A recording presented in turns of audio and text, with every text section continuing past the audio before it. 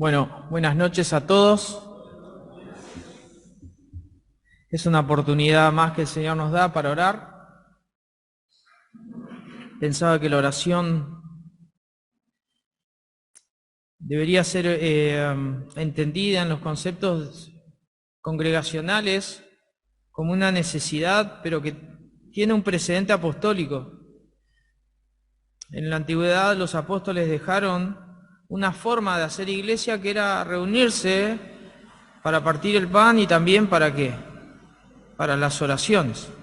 Tendría que ser una manera de ver la iglesia, de hacer iglesia, porque somos la iglesia.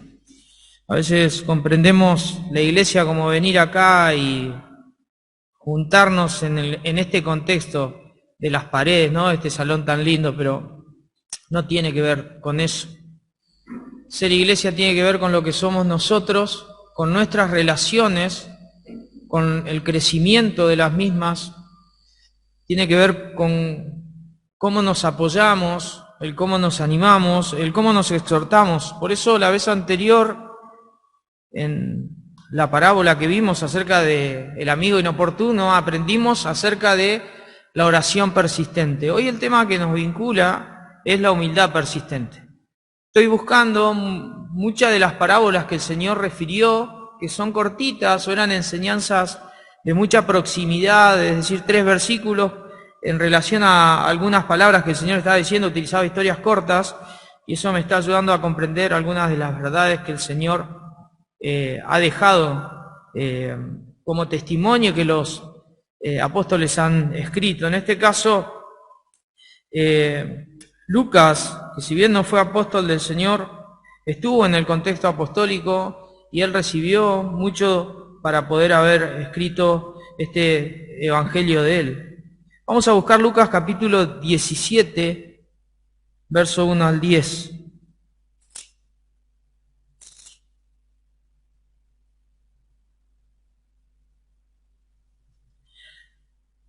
Parece que aquí hay solo 3 temas según la Reina Valera, pero en realidad hay un solo tema que tiene que ver con la humildad y se engloba en cada uno de los aspectos que hoy vamos a ver. Son las 20. Bien. Dice así: dijo Jesús a sus discípulos: imposible es que no vengan tropiezos, mas hay de aquel por quien vienen. Mejor le fuera que se le atase al cuello una piedra de molino y se le arrojase al mar, que hacer tropezar a uno de estos pequeñitos. Mirad por vosotros mismos, si tu hermano pecare contra ti, repréndele, y si se arrepintiere, perdónale.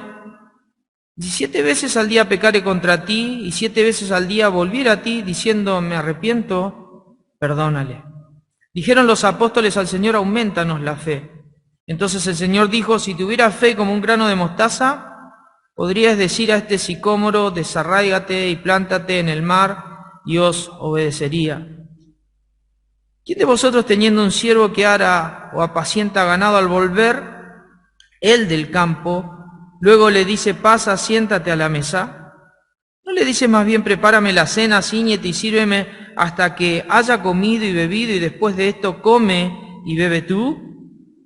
¿Acaso da gracias el siervo porque hizo lo que se le había mandado? Pienso que no, dice el Señor ahí. Así también vosotros, cuando hayáis hecho todo lo que ha sido ordenado, decid: siervos inútiles somos, pues lo que debíamos hacer, hicimos. Humildad persistente. Ustedes creo que deben reconocer que el orgullo es parte del sistema del mundo, es parte del mundo caído. Nosotros vemos que la serpiente se quiso erigir en contra de Dios. Ya no era, digamos, la serpiente, hablamos de aquel ángel antes de ser la serpiente que fue, ¿no? Y quiso tomar el lugar que no le correspondía y fue descendido hacia lo más bajo. Así el hombre también quiso independizarse de Dios y también cayó hacia lo más bajo. El orgullo tiene consecuencias devastadoras. El orgullo contamina a las personas. El orgullo deshonra a las personas. El orgullo promueve contiendas. Había notado allí un versículo en Proverbios capítulo 28, verso 25, dice: el altivo de ánimo suscita contienda. Ese que no se calla más porque se la cree. Los de Países Bajos ahí que no paraban más, ¿viste? Después los otros hacían así. Uno puede tener lecturas diferentes, pero el orgullo suscita contiendas. Proverbios 11.2 dice: cuando viene la soberbia, viene también la deshonra, mas con los humildes está la sabiduría. Por encima y por peor de todo, acarrea el juicio de Dios. Jehová paga abundantemente al que procede con soberbia, dice Salmo 31, capítulo 31, verso 23. El salmista dice que Dios es juez sobre la tierra y que paga a los soberbios como tiene que pagarles. Salomón mismo observó que es abominación el corazón altivo contra Dios. Abominación contra Dios es un corazón altivo. Isaías advirtió: porque día de Jehová de los ejércitos vendrá sobre todo soberbio y altivo, sobre todo enaltecido, y será abatido. La soberbia no es un tema menor, se detalla en las Escrituras como un gran problema, y puede ser un problema que esté enraizado en el corazón de cualquier persona. Ahora, sin ponerle el epíteto de incrédulo, puede también ser un problema en la vida de los creyentes. Cuando Jesús habló acerca de esta parábola, que la vemos desde el verso 7 al 10, Jesús estaba tratando de enfocarse ya en el último tiempo de su ministerio en dos grupos de personas. Uno tenía que ver con los escribas y los fariseos. Nosotros sabemos que los escribas y fariseos amaban sentarse en los primeros lugares en cuanto a la cena. Si alguien invitaba en la cena, a ellos les gustaba sentarse en los primeros lugares. Ellos en las sinagogas también hacían lo mismo, se ponían adelante, y nosotros vemos la imagen del publicano y del fariseo en esa parábola que el Señor dio, de cómo la imagen esa muestra al fariseo adelante de todo, diciendo que él era por encima aún de Dios mismo. Yo soy mejor que todos los hombres.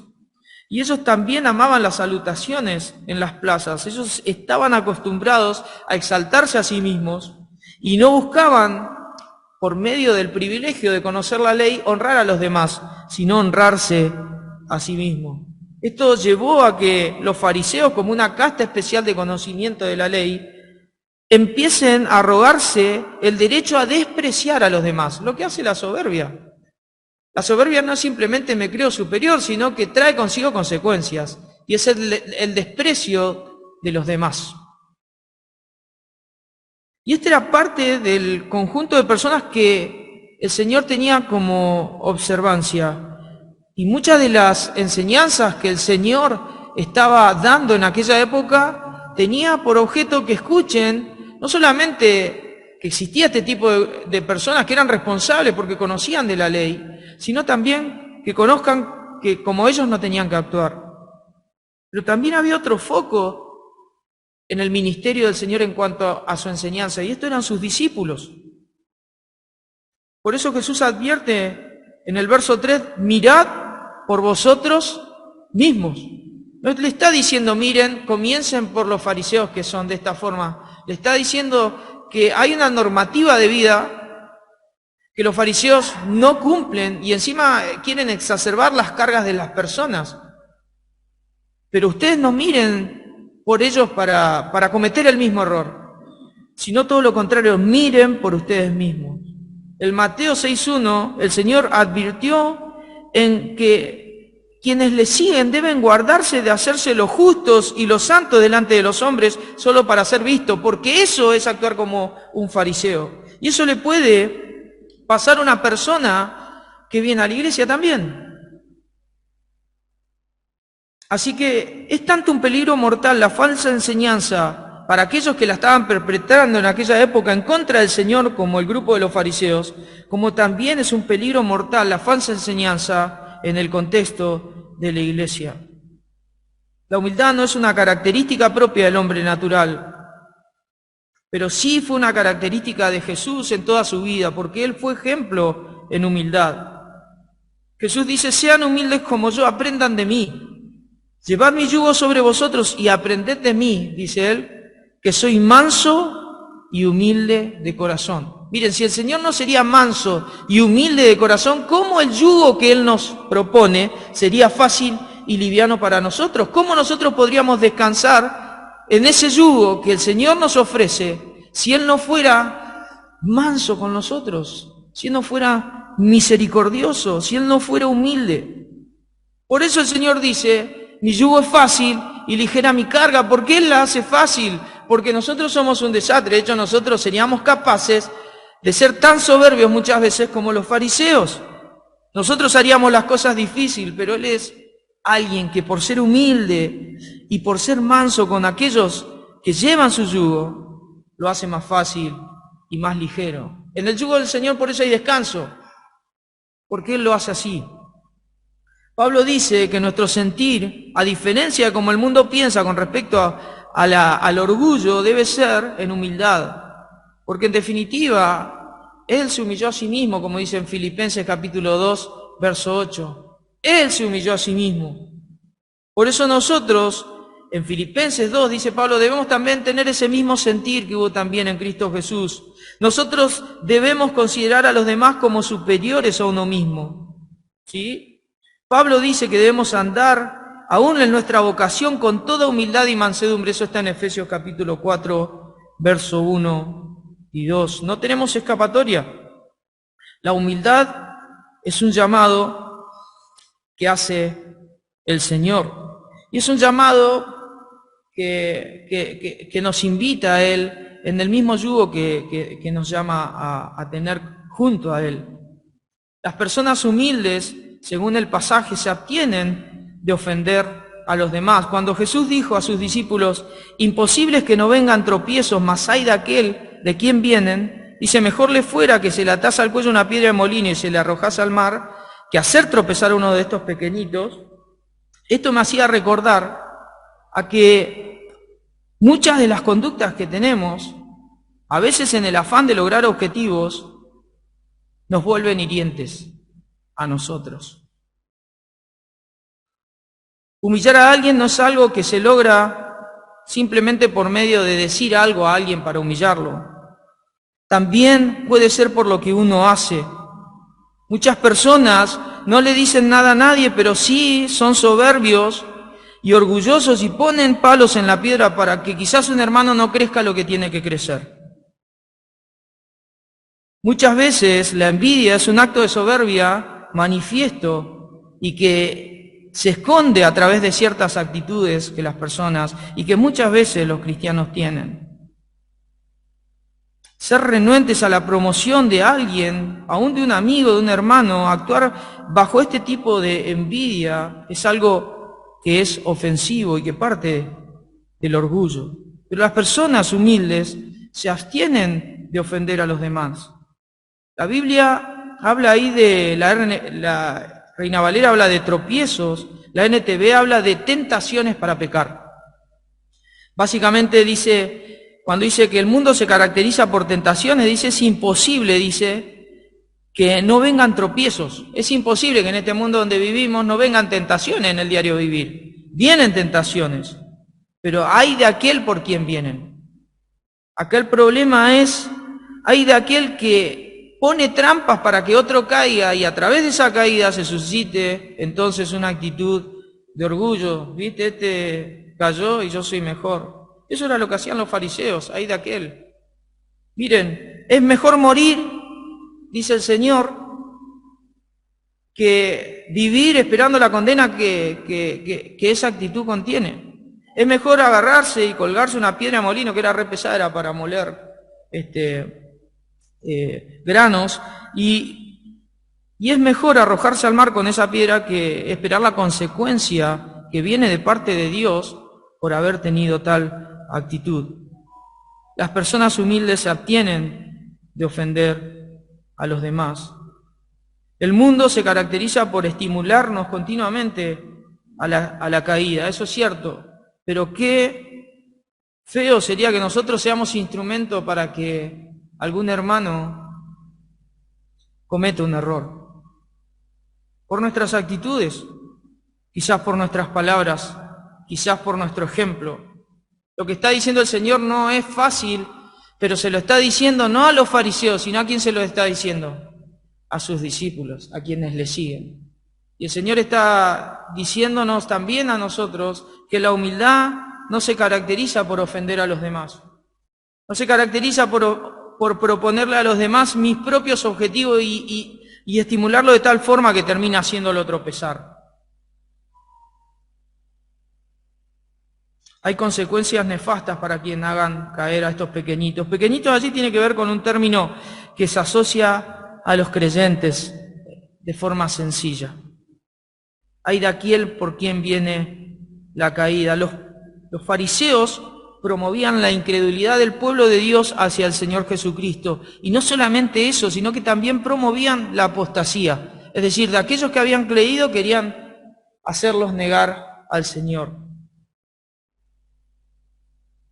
Y esto traía una perspectiva de eterno juicio de Dios y eterna condenación.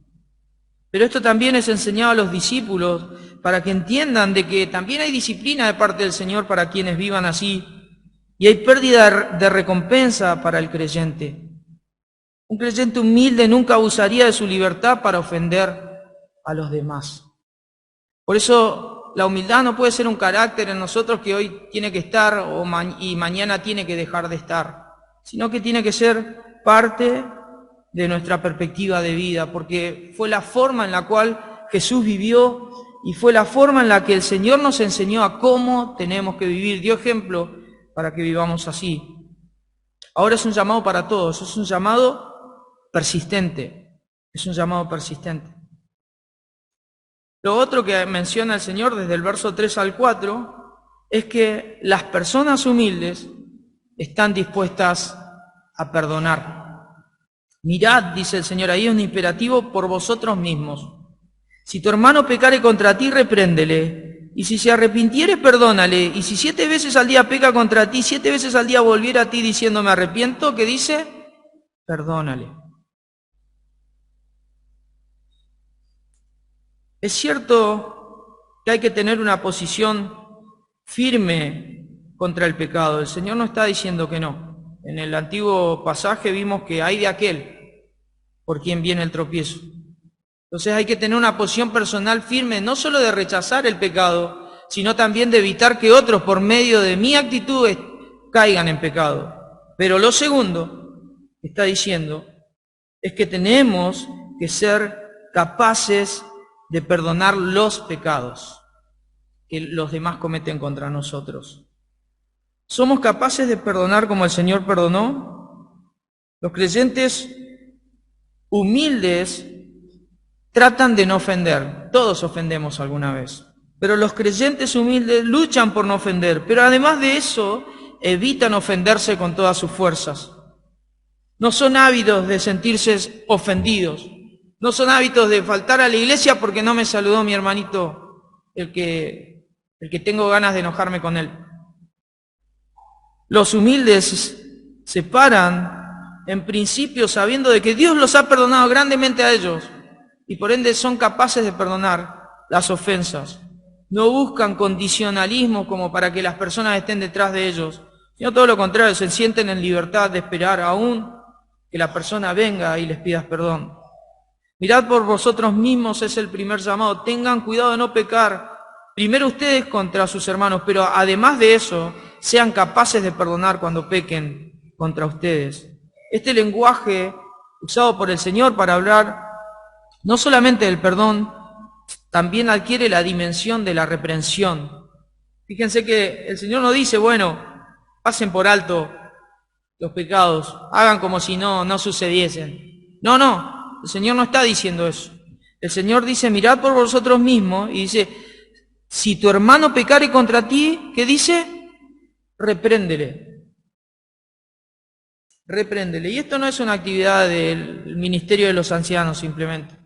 De hecho, el Señor dio formas en las cuales se puede lograr la restauración por medio de sanas actitudes que facilitan el perdón. Pero acá este lenguaje de repréndele tiene que ver con denunciar algo que está mal. ¿sí? Decirlo, desaprobarlo, en definitiva, señalarlo para lograr que eso que está mal logre cambiarse y ser restaurado. Allí en Mateo, capítulo 18, verso 15 al 17, dice: por tanto, si tu hermano peca contra ti, ve y repréndele estando tú y él, que dice, solos. La reprensión no tiene que ver con avergonzar, eso sería soberbia. Es justamente lo que el Señor está tratando en los dos versículos anteriores. El Señor dice: no hagas mal contra tu hermano. Si vas a buscar el perdón, la restauración, anda y trátalo con él. Si alguien peca contra vos, busca al hermano, ¿sí? Estando solos, y si te oyere, has ganado a tu hermano. Lo ganaste su confianza, ganaste no solamente la confianza, sino ganaste el hecho de que tu hermano te diga: perdón, me equivoqué, y también tenés la posibilidad de perdonar, de liberarte. Mas si no te oyere, dice: toma aún contigo a uno o dos, para que en boca de 2 o 3 testigos conste toda palabra. Eso significa que haya un juicio basado en verdad, no que venga uno que escuchó y que un chusma más de la historia, sino que venga alguien que sepa la cuestión y que le diga: vos hiciste esto, hermano, tenés que cambiar. Y si no quiere entonces el hermano arrepentirse, bueno, trátalo como alguien que ya no tiende la esfera cristiana, que es de arrepentimiento, pero también de perdón. Porque se está buscando la restauración, no se está buscando la destrucción. Para eso sirve el perdón, si no, Dios por medio de su perdón nos hubiera destruido antes y ya estaba, se terminaba. Pero el ejemplo del Señor es justamente la restauración. Y hay pecados que requieren la restauración. Y el arrepentimiento es parte de la vida del creyente, es parte de la forma de vivir en la humildad y la mansedumbre que Cristo nos dejó en aquel yugo. Por eso hay que ir solo con el hermano, para ganar al hermano. Y si no te escucha, bueno, trae la veracidad del hecho. Mirá, te vieron 2 o 3, te vieron que me ofendiste. No, bueno, pero en definitiva, si sigue duro, hay que decirle: bueno, hermano, voy a orar por vos para que el Señor hable a tu corazón. El Señor ahí es taxativo, sí. El Señor dice: tenlo por gentil y por publicano, tenlo por persona que tiene una piedra en el corazón, que no es capaz de entender que lo que se está buscando es la restauración.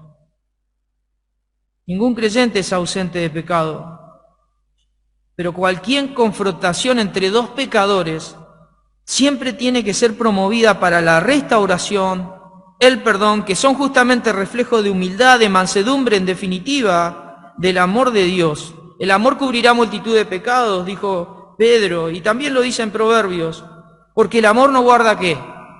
Rencor. 1 Corintios capítulo 13, verso 5. El perdón es vinculante, hermanos, con el carácter de Dios. Por algo el Señor lo dejó ahí. Nos hace semejantes a Dios. Dios es un Dios perdonador. Dios perdonó y nos perdonó a nosotros en Cristo. Eso está llena la palabra de textos. Nos hace íntegros con respecto al sexto mandamiento, porque dice: no matarás. Pero ojo, porque odiar al hermano, mantener una semilla de rencor, es casi como matarlo en el corazón. Entonces, cuando uno es capaz de arrepentirse, pero también de pedir perdón y también de perdonar, entonces uno realmente está cumpliendo íntegramente el mandamiento. Nos hace consciente de que la ofensa contra el hermano es un pecado contra Dios también. Entonces, cuando me di cuenta que me equivoqué, hermano, te fallé, perdoname. Y el hermano te va a tener que perdonar. Cuando lo reconociste, ¿qué va a tener que hacer el hermano?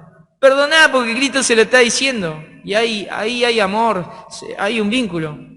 Me ha pasado a veces tener que decirle a un hermano, porque a mí me encanta jugar al fútbol, ser objetivo, exigir, vamos, ponerle ganas, y a veces se me van los pensamientos.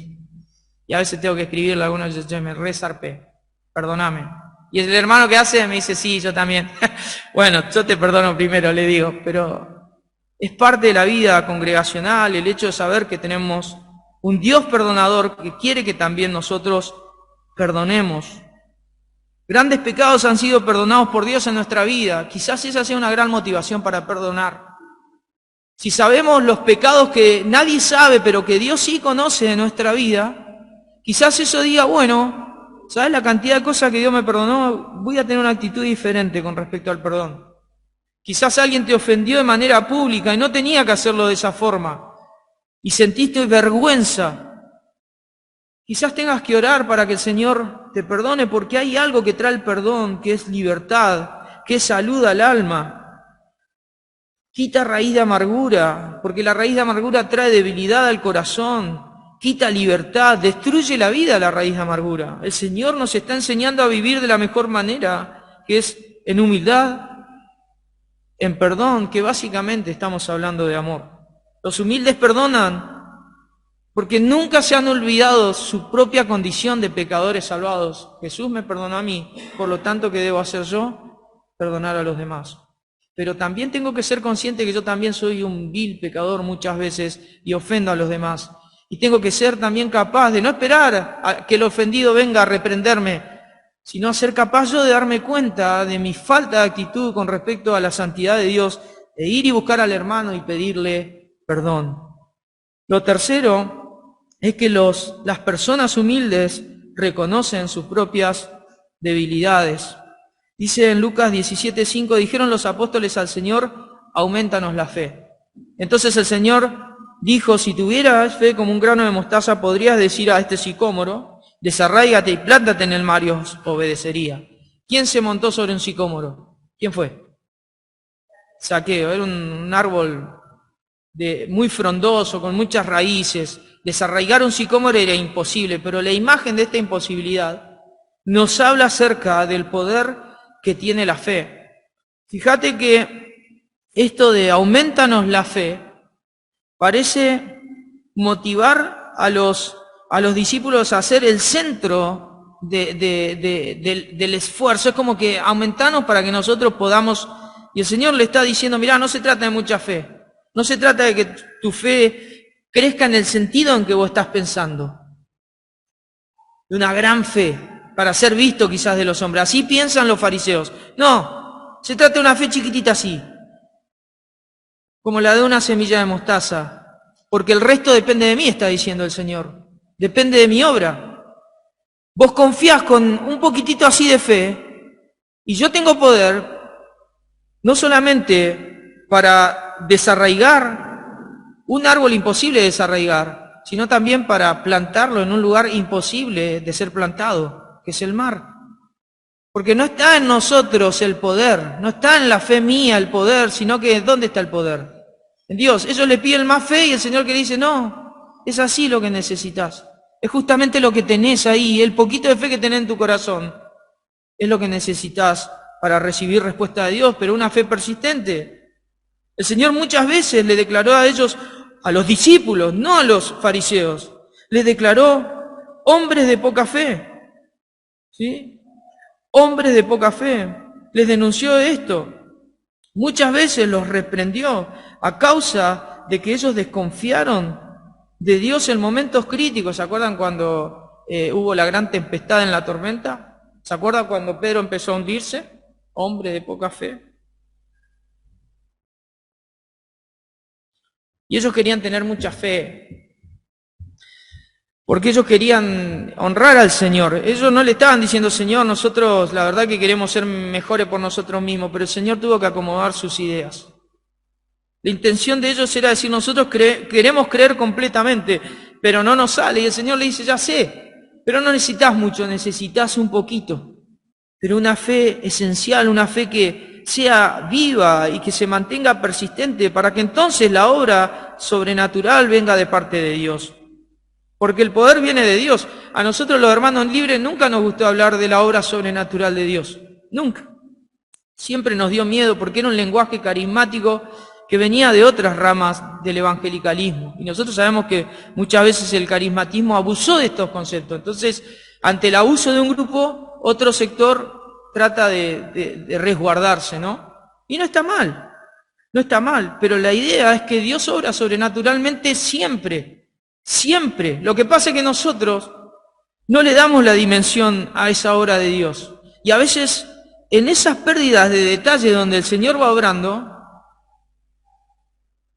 nos perdemos el gozo de seguir creciendo en la fe. A veces Dios hace cosas que parece que van en contra de lo que nosotros queríamos, pero resulta que era el camino perfecto donde el Señor nos iba acomodando hasta que nosotros nos dimos cuenta. Cuando te diste cuenta, hermano, ahí tu fe tiene que crecer, aunque sea así de chiquitita. Ahí te das cuenta que el testimonio de Dios a tu vida está vivo. Y ese mínimo testimonio que obra en tu discernimiento es un testimonio personal y eso debe hacer crecer la fe. Dios está en mí, Dios me está hablando personalmente, me está haciendo discernir. Las personas humildes reconocen que son débiles, que la fe es algo aún que viene de Él, que aún que viene que Dios está obrando en nuestros corazones. La persona humilde sabe que es débil, sabe que es necesitada, simplemente reconoce que por la fe recibe ¿de qué? De la gracia de Dios. Simplemente eso, poquita fe, hermano, poquita fe. Las personas humildes finalmente obedecen como siervos sin esperar nada a cambio. Y todas estas cosas, hermano, yo no se las estoy diciendo porque yo piense que usted necesita escuchar esto. Hermano, Dios cuando preparé este mensaje, Dios me estuvo enseñando mucho sobre esto. Eran cosas que yo he tenido que aprender y a veces uno las aprende en la vida, pero cuando viene la palabra de Dios, las aprende en concepto y dice, gracias Señor, era por acá tu regla para mi vida. Pero qué bueno porque como les digo, cuando uno puede discernir esto, entonces el Señor utiliza ese discernimiento para fortalecer nuestra fe. No necesitamos ver que un hermano salga volando de acá. No necesitamos ver mucha sanidad, hermano, aunque esperamos sanidad del Señor. ¿Saben? Con simplemente la obra de Dios en tu discernimiento, ya Dios está obrando para que tu fe crezca, para que tu fe crezca. Lucas 17:7 finalmente dice, ¿quién de vosotros teniendo un siervo que ara o apacienta ganado, al volver él del campo le dice, pasa, siéntate a la mesa? ¿No le dice más bien, prepárame la cena, cíñete y sírveme hasta que haya comido y bebido, y después de esto, come y bebe tú? ¿Acaso da gracias al siervo porque hizo lo que se le había mandado? Pienso que no, dice el Señor. Está buenísimo esto del Señor. A mí me gusta. El Señor es como que habla, piensa y les va diciendo. Así también vosotros cuando hayáis hecho todo lo que os ha sido ordenado, eso se lo dice a sus discípulos. Decid, siervos inútiles somos, pues lo que debíamos hacer, hicimos. Hablábamos de que los fariseos, en el testimonio de los evangelios, estaban obsesionados con la honra pública. Sin embargo, el Señor parece contrastar esto y le dice a los discípulos, la actitud de ustedes debe ser diferente. Y yo le voy a explicar cómo. Y se los explica con esta parábola. Y esta parábola tiene algunos detalles porque son parte de la cultura. Aquí el Señor no está diciendo que el esclavismo está bien, ¿sí? Intentemos entender de que lo que estaba hablando el Señor, quizás para esta época nuestra, donde allá hay una cultura diferente en cuanto a la esclavitud, quizás chocaría con nuestro concepto actual, pero para la época del Señor, el 20 al 30% de las personas estaban en situación de servidumbre, de una conexión inexorable entre amos y siervos. Y así era la sociedad antigua. Esto no significaba el esclavismo de asesinato. En el Imperio Romano, el señor de un esclavo no lo podía matar porque quería. Tenía que pedirle orden al emperador. Lo que sí sucedía es que el siervo no tenía mucha forma de defenderse. Lo que decía el amo era taxativo para el César y pobre aquel siervo que caía en manos de un mal amo, pero normalmente eran relaciones buenas. Había el médico en la antigüedad que eran esclavos.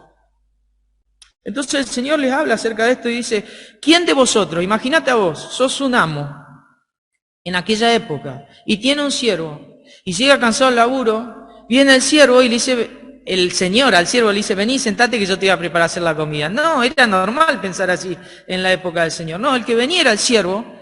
Él no comía, volvía al trabajo igual que el Señor, él se preparaba, se vestía, iba, preparaba la comida, la traía y se la servía al Señor, esperaba el evento y después iba y comía él, después de eso.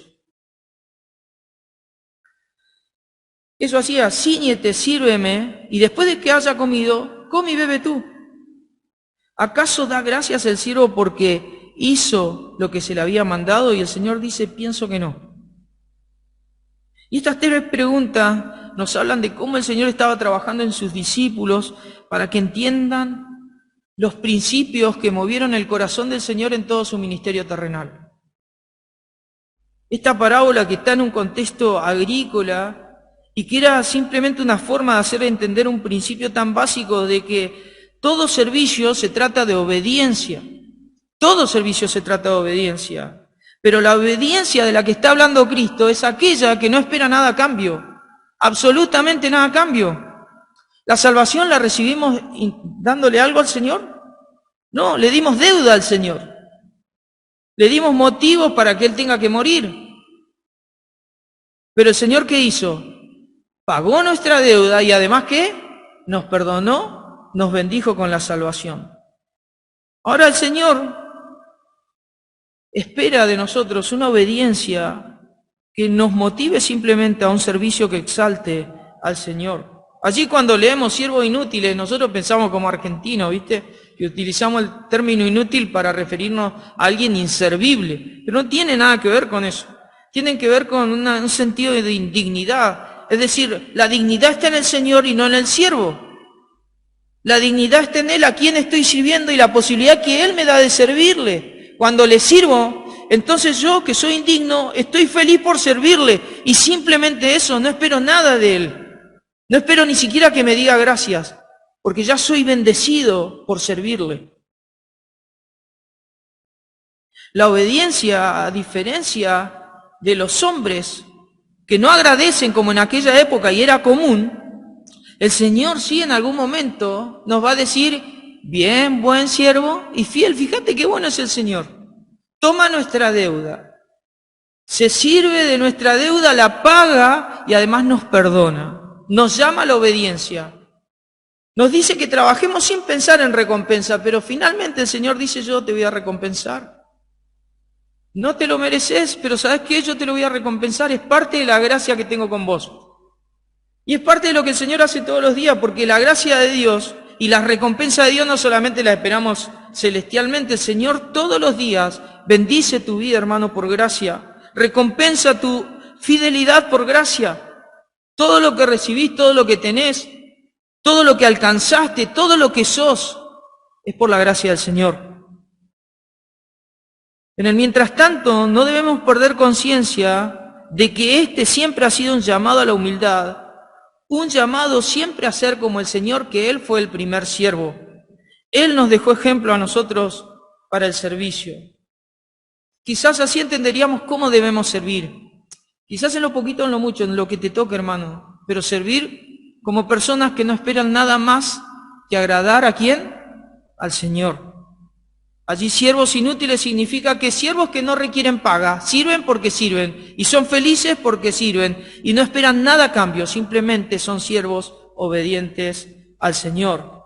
Leíamos recién entonces que las personas humildes se abstienen de ofender a los demás. Leíamos también de que las personas humildes reconocen sus propias debilidades, no dicen es mi fe, es mi capacidad humana. Las personas humildes también leíamos que, lo último que habíamos aprendido, que obedecen como siervo sin esperar nada a cambio. Quería terminar simplemente con esto, que lo escribí, dice, en el mientras tanto, no perdamos conciencia de que esto es un llamado a la humildad. Una humildad que nos llama a ser como el Señor. Un Señor que no ofendía, sino que encomendaba la causa a Dios. No ofendía a los demás. El Señor era las que se aguantó el Señor. El Señor que perdonaba aún en la cruz misma ante hombres indolentes, que dijo el Señor, Padre, perdónalos, porque no saben lo que hacen, y allí estábamos nosotros también, que se sostenía por el poder de Dios, aunque no tuviera dónde dormir, confiaba y dependía de Dios para todo, y finalmente, que sirvió hasta lo sumo, en una obediencia que lo llevó a un cumplimiento perfecto, de ni más ni menos que la voluntad del Creador de Dios.